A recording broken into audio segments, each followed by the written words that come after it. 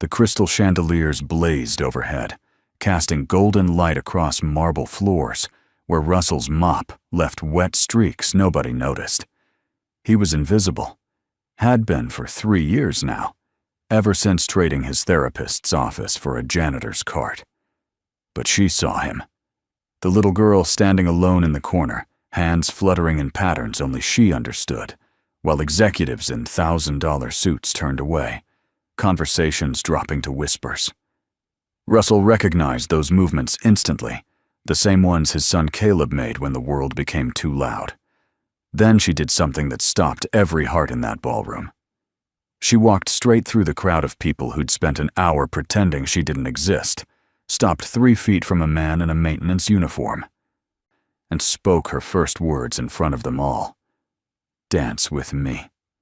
The silence that followed wasn't just surprise, it was the sound of 2 worlds colliding, and one of them was about to shatter. 3 hours earlier, Russell had knelt on the worn linoleum of his studio apartment, watching Caleb arrange dinosaur figurines in their morning ritual. 8 years old, and his son could name every species from the Triassic period, but struggled with eye contact. The boy's hands moved with careful precision, organizing plastic stegosaurus, triceratops, brachiosaurus into lines that made sense only to him.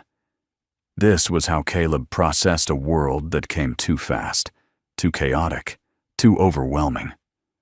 Russell poured coffee into a chipped mug, his hands bearing 3 years of calluses from mops and trash bins. These weren't the hands that once wrote treatment plans and held therapy sessions. These were the hands that had failed to answer his wife's call the day she died, rushing home because Caleb was melting down at school and Russell was stuck with a patient he couldn't leave. Teresa. Her name still felt like touching exposed wire. The semi-truck had run a red light. Police said instantaneous. Russell knew better. He'd been dying slowly ever since, one missed moment at a time. He'd quit his practice 6 weeks after the funeral. Couldn't sit in that office where he'd chosen a 50-minute session over his family. So he'd traded his doctorate for a custodian's uniform, found work that let him be home when Caleb needed him, work that didn't require him to pretend he had answers. "Stegosaurus first," Caleb said, not looking up. "Because of the plates." "Because of the plates," Russell echoed.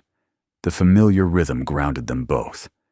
By evening, Russell was at the Whitmore Building's charity gala, pushing his cart through corridors, while 200 guests in silk and diamonds celebrated whatever cause justified the champagne. He kept to the margins, perfecting the art of being invisible. People looked through janitors the same way they looked through glass. That's when he saw her.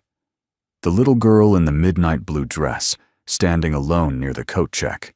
Her hands moved in small circles at her sides, self-soothing gestures Russell recognized from every morning with Caleb.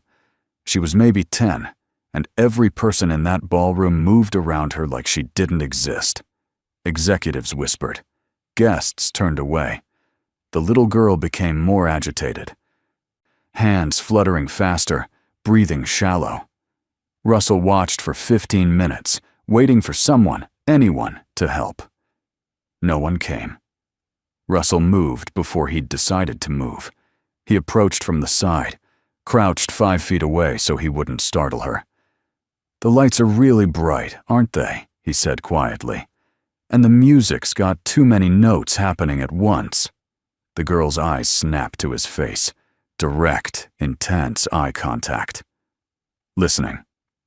"I know a trick," Russell continued, voice steady. "You pick one sound, just one. Maybe the cello. You focus on just that sound, and let the others blur. It's like those magic eye pictures. You're not trying to see everything, just one thing." The girl's breathing slowed. Her hand moved to her pocket, pulled out a small plastic stegosaurus. She held it up to him. Russell felt his throat tighten. "Yeah, dinosaurs are good too. They lived when the world was quieter." She almost smiled. "Step away from my daughter." The voice behind him could have frozen steel. Russell stood, turned, found himself facing a woman who radiated controlled fury. Tall, sharp-featured black dress that cost more than his monthly rent. Her eyes, gray, cold, flicked between him and the girl. Around them, conversations died. Now, Russell raised his hands, stepped back. She was having trouble. I didn't ask for your explanation. The woman moved between them like a physical barrier. Her hands didn't touch her daughter, stayed clenched at her sides. Heather, we talked about this. You stay close at these events. You know the rules. Adrian, is everything all right? A silver-haired man in an expensive suit materialized, eyeing Russell like he was something found on the bottom of a shoe. Should we call security? That won't be necessary, Mr. Pemberton. Adrian's jaw tightened. She glanced at Russell's uniform, at his name tag. This is just a misunderstanding. The word misunderstanding carried weight. Russell was the help. He'd overstepped. He'd crossed invisible boundaries that separated their worlds in public, where witnesses could see. My apologies, Russell said, because what else could he say? He looked past Adrienne to Heather, who clutched the dinosaur against her chest, watching him with those too aware eyes. I hope you enjoy your evening. He turned toward his cart, 3 steps away when he heard it, small, quiet, unmistakable. Thank you. Russell stopped.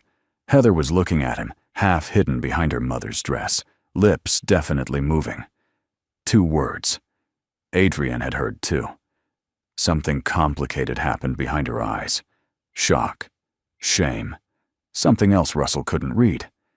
He nodded once to Heather, then grabbed his cart and disappeared into the service corridor before security could be called anyway. For 2 hours, Russell kept his head down, emptied trash, wiped surfaces, stayed in margins where people like him belonged.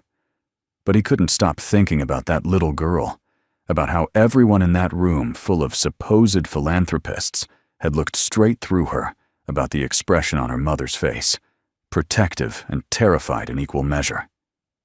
Near midnight, hauling trash to the service elevator, Russell passed a half-open office door. Voices inside. He recognized one, Adrian's, sharp with stress. I don't care what the board thinks, Gerald. She's my daughter. I'm not hiding her like some dirty secret. No one's suggesting that. The man's voice was practiced, smooth. We're simply saying these high-profile events aren't ideal for a child with challenges. It reflects poorly when what? When people see my daughter exists? When they're forced to acknowledge difference? Adrienne, you've built this company from nothing. But leadership means difficult choices. Understanding optics. That scene with the maintenance man? He was helping her, more than any of us, apparently. Russell should walk away.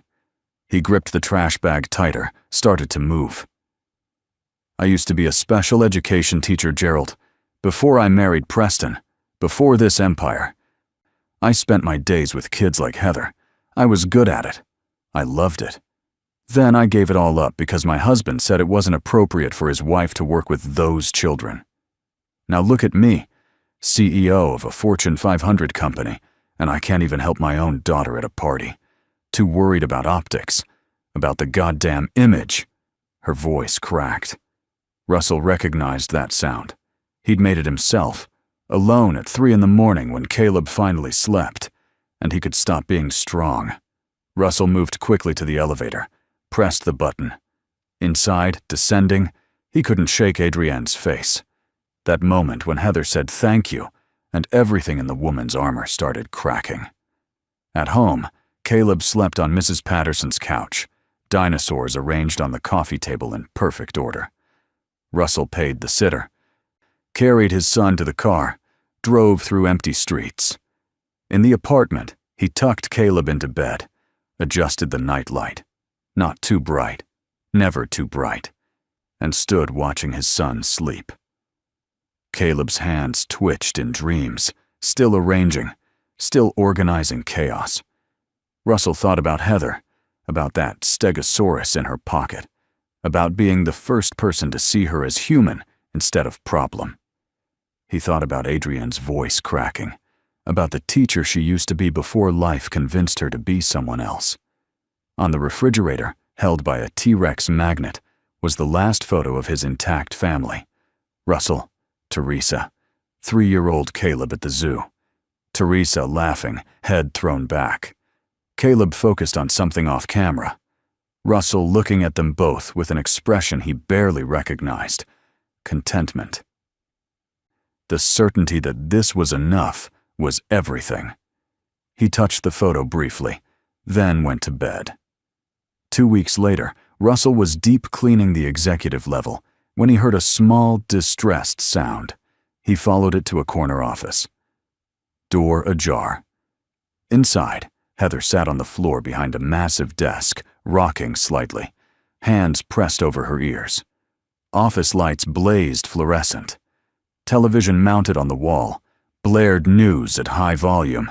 The sensory assault was overwhelming. Russell didn't hesitate. Hit the light switch, dimmed it to 30%, grabbed the remote, killed the television. The sudden quiet settled like snow. Heather's rocking slowed. Her hands came down, hovering uncertain.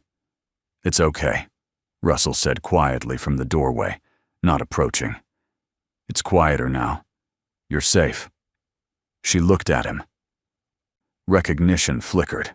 The maintenance man from the Gala who'd understood about the music, the lights. "Can I sit?" Russell gestured to the floor 8 feet away. "I won't come closer unless you want." Heather considered, nodded slightly. Russell slid down the wall cross-legged, giving her space and time. They sat in silence. This was something he'd learned with Caleb. Sometimes the best offering was presence without demand. No questions, no expectations, no performance required. Heather pulled out the Stegosaurus, held it up, studying it in the dimmer light. "Stegosaurus stenops," Russell said conversationally. "Late Jurassic period.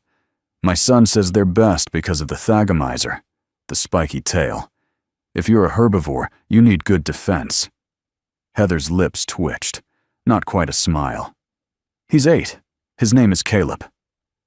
He's got about 200 dinosaur figures at home. Can tell you the scientific name of every one. He arranges them by time period every morning.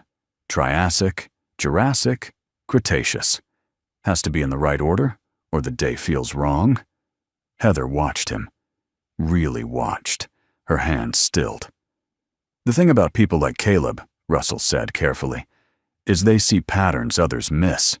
They notice when something's off, when the rhythm's wrong.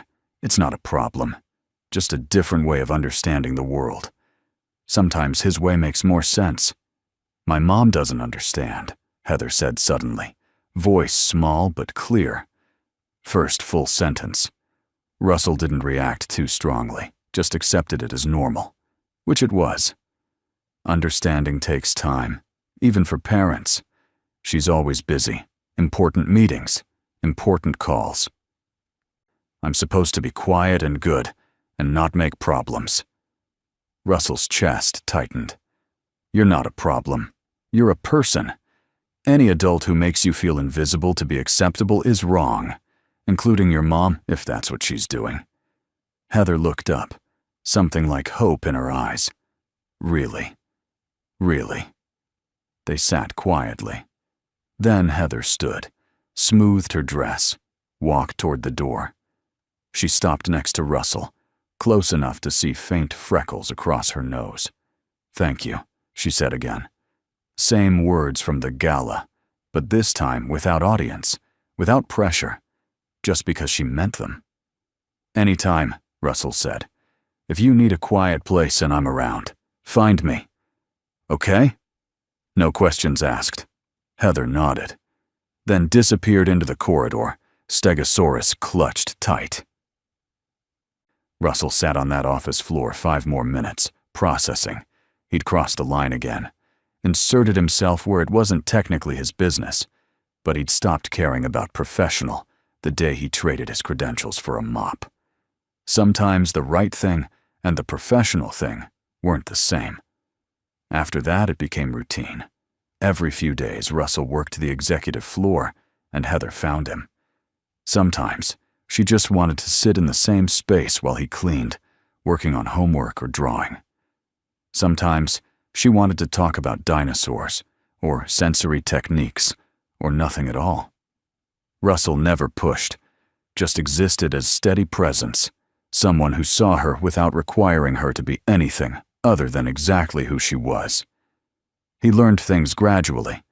Heather was 10, liked mathematics more than reading, could identify classical composers by the first 8 notes. Her parents divorced when she was 6. Messy, bitter, custody battles that treated her like property. Her father remarried, started a new family without complications. Saw Heather every other weekend, spent that time trying to correct her behaviors. Her mother worked 70-hour weeks, brought home stress like groceries. She cries sometimes, Heather told him one evening, sitting on the floor while Russell replaced a water cooler. Late at night when she thinks I'm asleep, she sits in her office and cries. Russell's hand stilled. That must be hard to hear.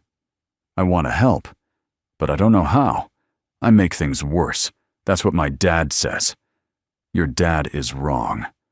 Russell set down the water bottle, turned to face her fully. You're not responsible for your parents' problems. Not your mom's stress, not your dad's discomfort. That's their stuff, not yours. But if I were different, if you were different, you wouldn't be you. And you are exactly who you're supposed to be. Heather looked at him long, then returned to her drawing, intricate geometric patterns repeating with mathematical precision. 2 months passed like this. Russell and Heather's quiet friendship existing in margins where no one paid attention to the janitor or the executive's difficult daughter. Russell's life found new rhythm. Work, Caleb, occasional encounters with Heather, repeat. Not the life he'd planned, but it had steadiness, simplicity that felt like healing, even unnamed. Then came the night everything changed. Nearly midnight, Russell finishing his shift. When he heard raised voices from Adrian's corner office, he almost didn't investigate, had learned about eavesdropping, but then heard Heather's voice, high and distressed, and instinct overrode caution. He rounded the corner. Heather in the hallway outside her mother's office, stimming hard, hands flapping. Through glass walls, Russell saw Adrienne on the phone, face tight with stress, gesturing sharply. A man in an expensive suit sat across from her, corporate smile, decision-maker aura. She won't stop, Heather said when she saw Russell. The meeting won't stop. It's been 3 hours. She promised we'd go home at 9. It was 12:15. Okay, Russell said calmly. Let's go to the break room. No one's there this late. He led Heather down the hall to the small executive kitchenette. Dark and quiet. Just vending machine hum and distant HVAC. Heather immediately went to the corner, made herself small. Russell pulled out his phone. I'm going to show you something my son does when he needs to wait for something difficult. He opened photos, found the time-lapse video of Caleb arranging dinosaurs. Watch. This took 45 minutes real time, but I sped it up. See how he's not rushing? Taking his time, making it perfect. Because waiting isn't wasted time. It's part of the process. Heather watched, breathing gradually slowing. When it ended, can I see it again? Russell played it 3 more times. By the 4th viewing, Heather had pulled out her stegosaurus, arranging it on the floor, rearranging, finding the pattern that felt right. My mom doesn't like when I do this, she said quietly. She says I need to be more flexible. That's what her therapists say to teach me, flexibility. Russell sat down across from her, keeping distance. Flexibility is good, but so is having rituals that make you feel safe. The trick is knowing when you need which one. How do you know? Practice, mistakes, more practice. Nobody gets it right all the time. Silence. Then, do you think my mom wishes I was different? The question landed like a physical blow. Russell thought carefully. I think your mom is carrying a lot of weight, trying to be perfect at everything. Perfect CEO, perfect mother, perfect image. And that's impossible, and it's crushing her. But none of that is about you being wrong. It's about her not knowing how to let herself be human. You sound like a therapist. Russell laughed, surprised. I used to be one. Before I became a janitor. Why did you change? Because I forgot the most important lesson I used to teach, that being present matters more than being perfect. I learned that the hard way. Heather studied him with that too aware gaze. Because of Caleb's mom? Russell felt his throat tighten. He'd never mentioned Teresa directly, but Heather was perceptive the way kids with autism often were, seeing through social niceties to truth underneath. Yeah, because of Caleb's mom. Is she dead? Most adults would dance around the question. Heather just asked. Russell appreciated that. Yes, car accident, 3 years ago. That's sad. It is. Do you miss her? Every day. Heather nodded, accepting. Then, I miss my dad. The dad he used to be, before I was diagnosed. He used to play with me. Now he just tries to fix me. Russell didn't have words, so he just stayed there, sitting on the break room floor with a 10-year-old who deserved better, and let silence hold them both. At 12:45, Adrienne appeared in the doorway. Exhausted, composure cracked. When she saw Russell and Heather on the floor, something complicated crossed her face. Heather, sweetie, I'm so sorry. The meeting ran. She stopped, looked at Russell. What are you doing here? She was waiting for you, Russell said simply, standing. I kept her company. Adrienne's eyes moved between them. Russell could see her calculating. About propriety, boundaries, what this looked like. Then she seemed to deflate. Thank you, she said, and this time sounded like she meant it. Thank you. Russell nodded. Heather stood, walked to her mother. Took her hand. Adrienne looked down at their joined hands like she'd forgotten what that felt like. You should go home, Russell said quietly. The work will still be there tomorrow. The work is always there tomorrow. That's the problem. Then make a different choice.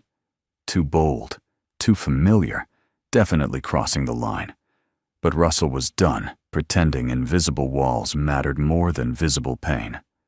Adrienne looked at him. Really looked. Who are you? She asked. Really?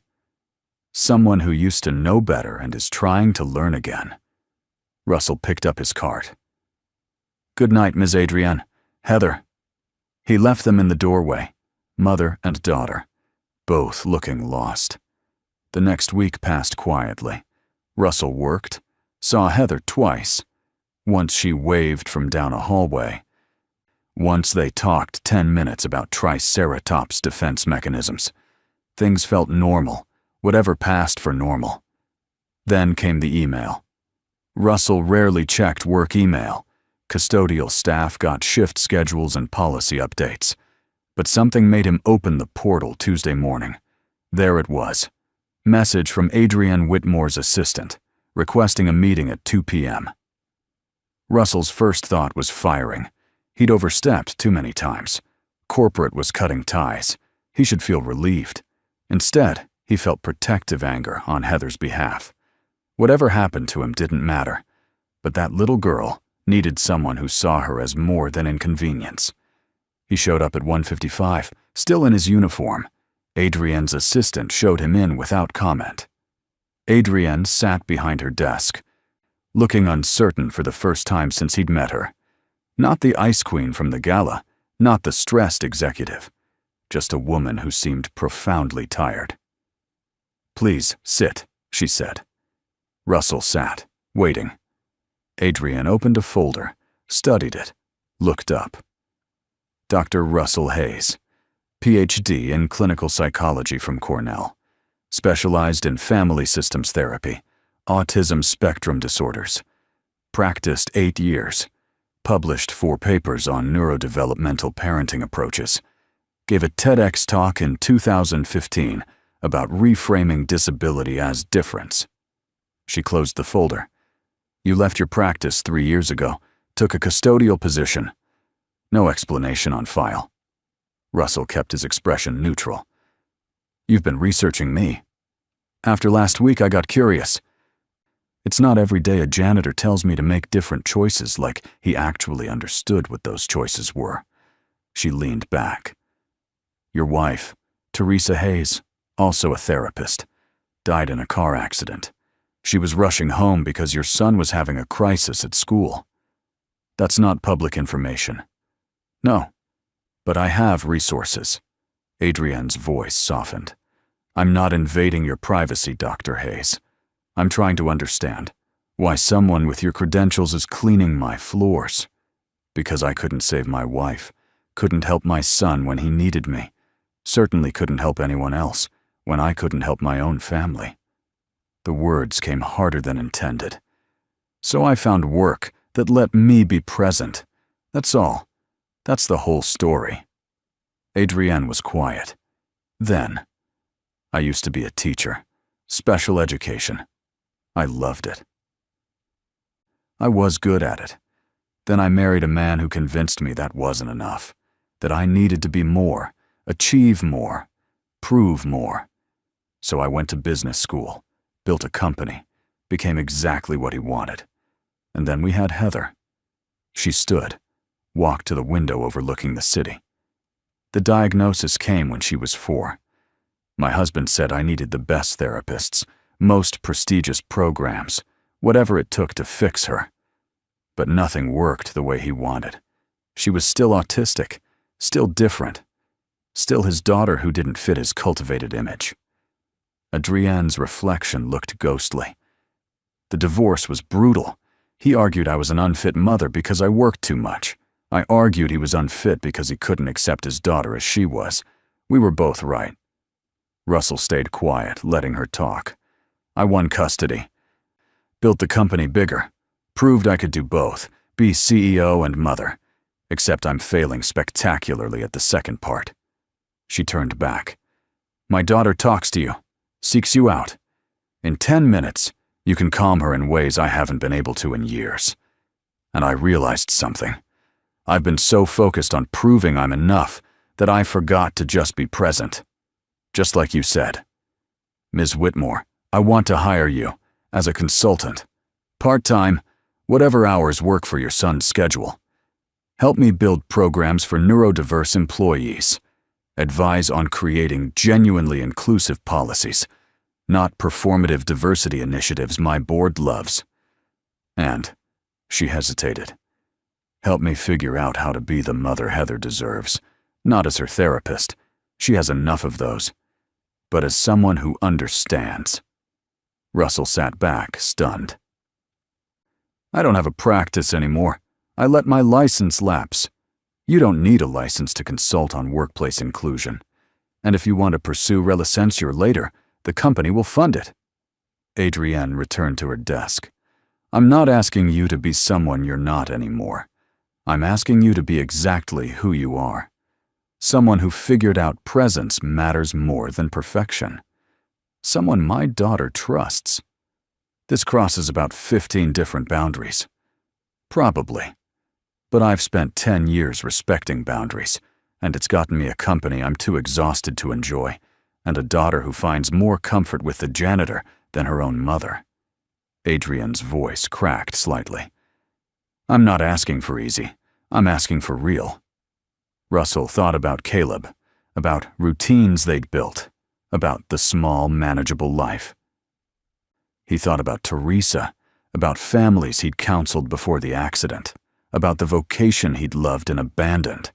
And he thought about Heather, sitting in corners at galas, waiting in hallways past midnight, carrying a plastic stegosaurus like a talisman against a world with no space for her. I keep the custodial position, he said finally. Part-time, reduced hours. But I keep it. Adrienne looked puzzled. Why? Because it keeps me grounded. Because my son needs predictability. And because there's no shame in the work. It's honest, useful, and it reminds me that no job is beneath anyone. Russell met her eyes. If we're building something real, it starts with that understanding. That every person in this building, executives to cleaning crew, has value. Not because of title, but because they're human. Adrienne smiled. Real. The first Russell had seen. Deal. When can you start? When's your next company event? Her smile faded. Friday. Major investor gala. Black tie. I'm expected to give a speech about company culture and innovation. Heather is supposed to appear briefly for the photo opportunity. The way she said photo opportunity dripped with self-loathing. Bring her, but create space for her. Sensory-friendly quiet room. Headphones if she needs them. Don't make her perform. Let her be there on her terms or not at all. The board will have opinions. The board isn't her parent. Adrienne studied him, then nodded. Okay, we'll try it your way. Friday arrived heavy with ceremony. Russell worked the day shift, setting up a small room off the main ballroom. Dimmed lights, soft chairs, noise-canceling headphones. Fidget tools Caleb had helped him choose. Mrs. Patterson agreed to bring Caleb later, after the formal program, so his son could meet Heather properly. The gala unfolded like these things always did. Beautiful people in beautiful clothes, saying beautiful things about beautiful intentions.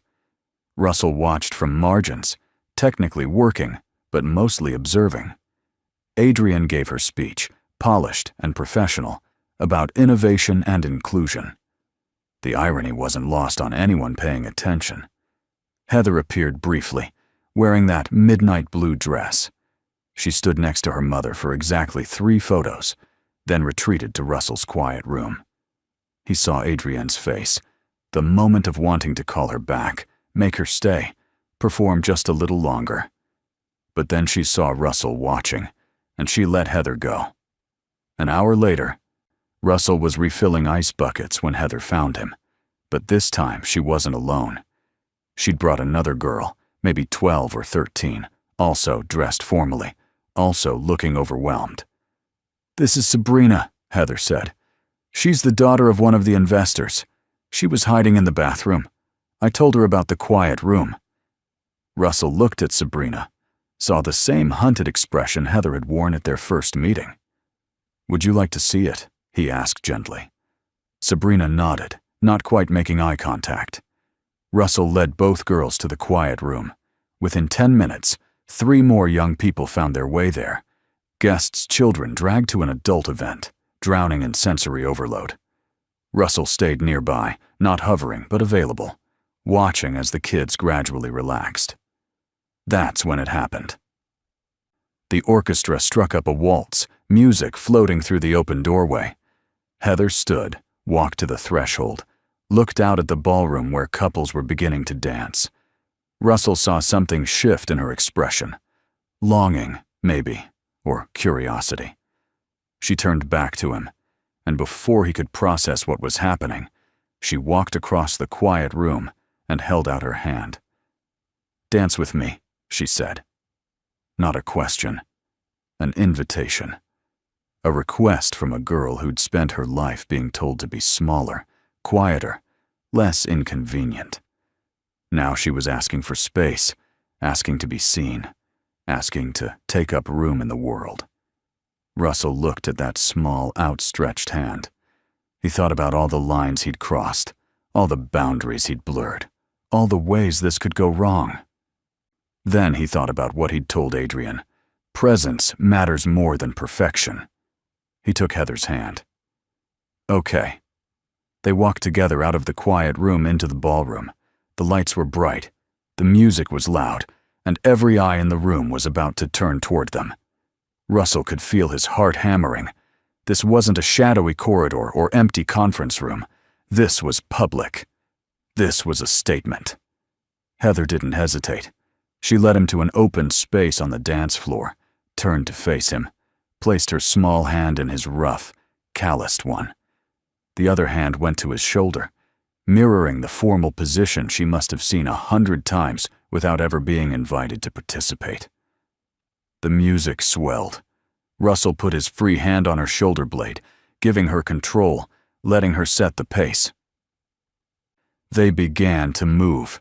Not a perfect waltz, not practiced performance, just a shuffle step vaguely matching rhythm, a simple back and forth, more about presence than precision. Every single person in that ballroom stopped talking. Russell saw them staring. Executives, investors, beautiful people in beautiful clothes. He saw shock, confusion, judgment. He saw hands reaching for phones to capture this moment, this scandal of a janitor dancing with the CEO's daughter at a black tie gala. He saw board members looking at Adrienne, waiting for her to intervene, to stop this breach of propriety. Then he saw Adrienne herself, standing at the edge of the dance floor. She wasn't moving to stop them. She was just watching, hand pressed to her mouth, and Russell realized she was crying. Not with embarrassment or anger, but with something else entirely. Recognition, maybe, or relief. The song played on. Heather's hand tightened in Russell's. He looked down to see her face, not anxious, not overwhelmed, peaceful. She was swaying with the music, eyes half closed, completely present. Russell felt something crack open in his chest. This was why he'd become a therapist. Not to fix people or change them or make them acceptable to a world demanding conformity, but to create space for them to be fully themselves, exactly as they were, without apology or performance. The waltz ended. The ballroom was dead silent. Russell and Heather stood there, still holding hands, as the weight of 200 stares pressed down like physical force. Then Adrienne began to clap. Slow, deliberate applause echoing in silence. She walked onto the dance floor, moving through the crowd that parted automatically. When she reached them, she didn't pull Heather away. Instead, she held out her hand to Russell. "May I cut in?" she asked quietly. Russell stepped back, releasing Heather. Then Adrienne did something that made half the room audibly gasp. She kicked off her designer heels, got down on her knees so she was at her daughter's height, and held out both hands. "Will you dance with me too?" she asked. "Please." Heather looked at her mother. Really looked, maybe for the first time in years, seeing past the CEO and the perfection and the constant stress to the person underneath. The teacher who used to understand, the mother trying to find her way back. Heather took her mother's hands. The orchestra, reading the moment with professional grace, struck up another waltz. Adrienne and Heather began to move, awkward and unrehearsed, the CEO in her $10,000 gown dancing barefoot with her daughter in the middle of the ballroom floor. Not performing for cameras, not caring about optics or board opinions, just present, just real, just enough. Russell backed away slowly, letting them have this moment. He returned to his card in the service corridor, but he could still see them through the doorway. Mother and daughter, dancing like nobody was watching, even though everybody was. Someone cleared their throat behind him. Russell turned to find Mr. Pemberton, the silver-haired board member from the first gala, looking at him with an unreadable expression. "That was quite a spectacle," Pemberton said. Russell braced for confrontation. "Yes, sir." "You know what's remarkable? In 30 years attending these galas, I've never seen anyone look genuinely happy. It's all performance, all networking, all image management." He turned to Russell. "But that little girl, dancing with you, dancing with her mother, that was real joy. First time I've seen the actual point of these charity events reflected in the attendees." He walked away before Russell could respond, leaving him standing with his mop and cleaning cart, trying to process what had just happened. The gala eventually wound down. Guests departed with expensive gift bags and carefully cultivated connections. The ballroom slowly emptied until it was just Russell and other custodial staff, cleaning up detritus of another successful event.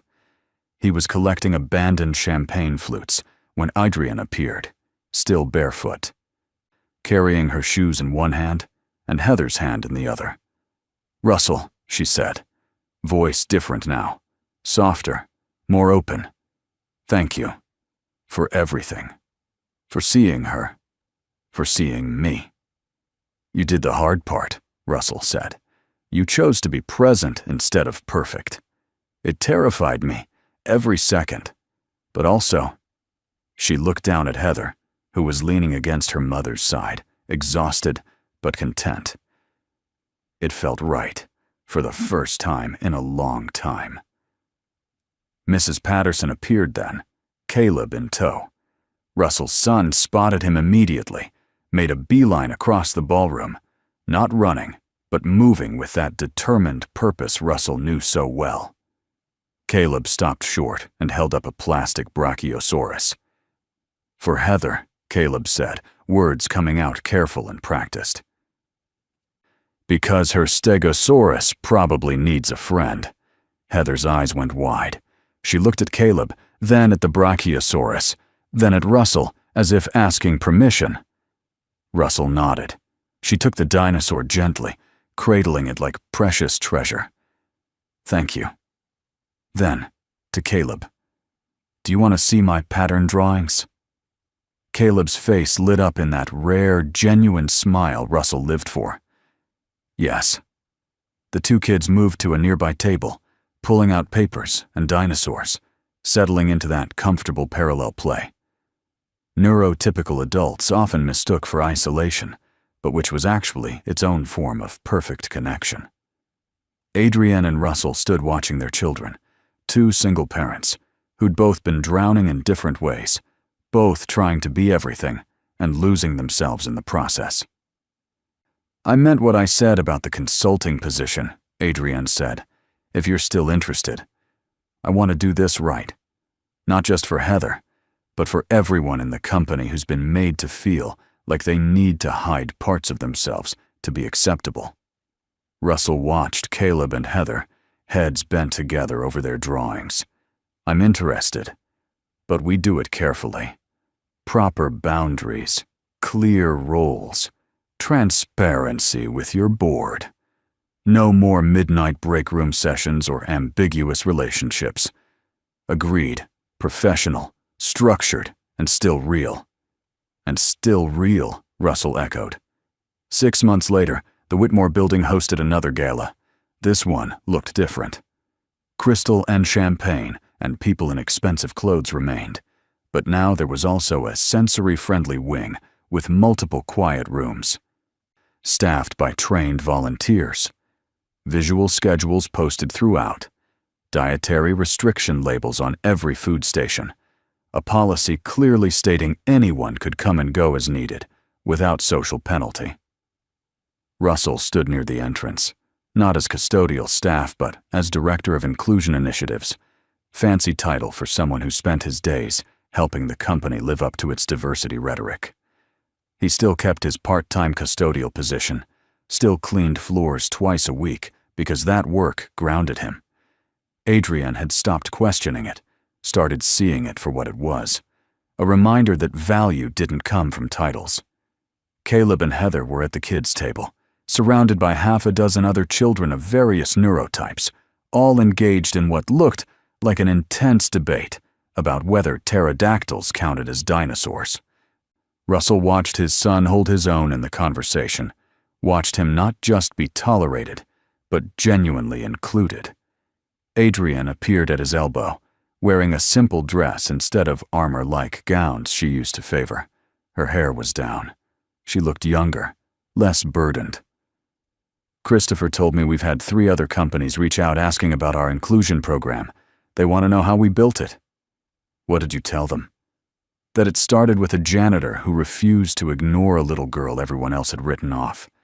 that it required someone willing to see past performance to humanity underneath, and that the only thing really required is choosing to give a damn. Russell smiled. That's a pretty good summary. It's the truth. Adrian's gaze drifted back to Heather. She asked me something yesterday. She asked if I liked my job more now than before. What did you say? I said I liked myself more now than before, and that made all the difference. They stood in comfortable silence, watching the gala unfold. It wasn't perfect. A child had a meltdown near the buffet. One executive made an awkward comment about special needs. A few guests still looked uncomfortable with accommodations that disrupted their expectations. But it was real. Messy and imperfect, and gloriously, stubbornly real. The orchestra began a waltz. Russell saw Heather's head come up, tracking the music.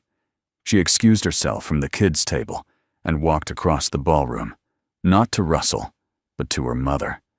She held out her hand. "Dance with me?" Heather asked. Adrienne took her daughter's hand without hesitation. Without checking who was watching or what they'd think, they moved onto the dance floor together, and this time, when they began to sway, they were joined by others. Not just polished couples who knew all the right steps, but families with children, elderly guests who'd been sitting alone, even Mr. Pemberton dancing with his granddaughter, who nobody had realized was autistic until the company's new inclusion initiatives had given her family language for what they'd been navigating alone. Caleb appeared at Russell's side, watching the dancing with analytical interest. "Is that what they mean by community?" he asked. Russell thought about it. Thought about how far they'd come from that first night, when Heather had been invisible in a room full of people, when he'd been invisible in a different way, when both of them had been drowning in the gap between what they were and what the world demanded they pretend to be. "Yeah, buddy," Russell said, putting his arm around his son's shoulders. "I think that's exactly what they mean." Caleb leaned into the embrace, solid and warm and real. On the dance floor, Heather caught Russell's eye and waved, her stegosaurus peeking out of her dress pocket like always. Adrienne waved too, her expression open and grateful, and still a little surprised that this was her life now. The music played on, the lights blazed overhead, but this time they illuminated something worth seeing. Not perfection, not performance, but people choosing presence over pretense, choosing to show up fully as themselves and making space for others to do the same. Russell had spent 3 years trying to disappear, trying to make himself small enough that he wouldn't hurt anyone else through his inadequacy. But standing here now, watching his son confidently exist in a world that had learned to make room for him, watching Heather dance with her mother in a space they'd claimed together, he realized that the opposite of invisible wasn't perfect. It was present. Caleb tugged on Russell's sleeve. "Can we dance too?" Russell looked down at his son, at the hope and trust in that face. "Yeah," he said. "Yeah, we can dance too." They moved onto the floor together, father and son, joining the messy, beautiful, imperfect gathering of humans who'd figured out that the only thing worth performing was authenticity.